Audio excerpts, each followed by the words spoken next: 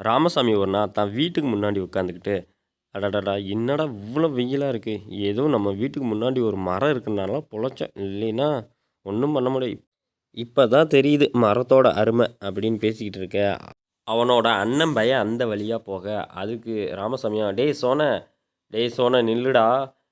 என்னடா கூப்பிட்டா போய்க்கிட்டே இருக்க. உனக்கு என்னடா அவ்வளோ வேலை இருக்கா? அவ்வளோ பெரிய சோலி என்னதான் கிடக்கு? என்கிட்ட சொல்லலாம்ல. உங்க அப்பா தான் என்கிட்ட பேச மாட்டாரு. நீ என்கிட்ட பேச என்னடா இருக்கு? ஏன்டா இப்படி பண்றீங்க? சரி எங்க இவ்வளோ வேகமா போற? சித்தப்பாட்ட சொல்லு நானும் தெரிஞ்சுக்கிறேன் அப்படின்னு கேட்க, அதுக்கு சோனையும், இல்ல சித்தப்பா நாளைக்கு எங்க அப்பா எங்களைய ஊட்டி கூட்டிட்டு போறாராம். போன வருஷம் நாமெல்லாம் போனோம்ல, அது மாரி இந்த வருஷம் கூட்டிட்டு போறாராம். அதுக்காக கடைக்கு போயிட்டு பொருள்லாம் வாங்கலான்னு போயிட்டு இருக்கேன் சித்தப்பா அப்படின்னு சோன சொல்ல, அதுக்கு ராமசாமியும், பரவாயில்லடா ஒத்த பைசா செலவு பண்ண மாட்டீங்க. இப்போ ஊட்டிலாம் போறீங்க. அதுவும் சித்தப்பனை விட்டுட்டு போறீங்க. ஓகே, ஓகே போயிட்டு வாங்க. நல்லா என்ஜாய் பண்ணிட்டு வாங்க. அப்புறம் இந்த வாங்குறதெல்லாம் வாங்கிட்டீங்களா? அப்படின்னு ராமசாமி சோனைய கேட்க, சோனையும், என்ன சித்தப்பா வாங்குறது இருக்குது? அப்பா வண்டியை நல்லா சர்வீஸ் பண்ணிட்டாரு.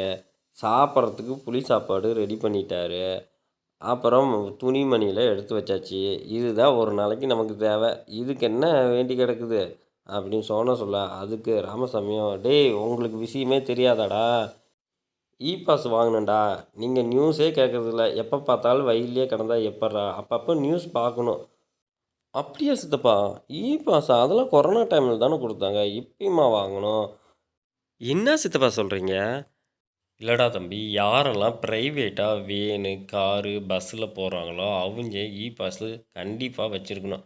இது வந்து ஜூன் 30ஆம் தேதி வரைக்கும். இதுக்கு எந்த விதமான கட்டணமும் தேவைப்படாது. அது இல்லாம கவர்மெண்ட் பஸ்ஸில போனா அந்த இ பாஸ் வாங்க தேவையில்ல.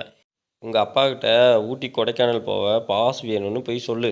ஏன்டா உங்க அப்பா தான் வேலைன்ட்டு அலைஞ்சுக்கிட்டே இருக்காரு. நீனாவது அப்பப்போ நியூஸ் கேளு. அப்பனா தான் இதெல்லாம் தெரியும். சோனியா அதுக்கு, சரிங்க சித்தப்பா. நான் போயிட்டு ஃபஸ்ட்டு அது எப்படி அப்ளை பண்ணுறது என்னன்னு பார்த்துட்டு சீக்கிரமாக அப்ளை பண்ணிவிட்டு நான் கிளம்புற வேலையை பார்க்குறோம்.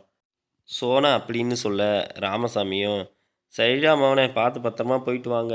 அப்புறம் அங்கே போயிட்டுன்னு ஸ்டேட்டஸ்லாம் வச்சுக்கிட்டு இருக்காதீங்க. உள்ளூரில் இருக்கிற திருட நீங்கள் அங்கே போயிட்டுன்ட்டு இங்கே பூந்துருவாங்க.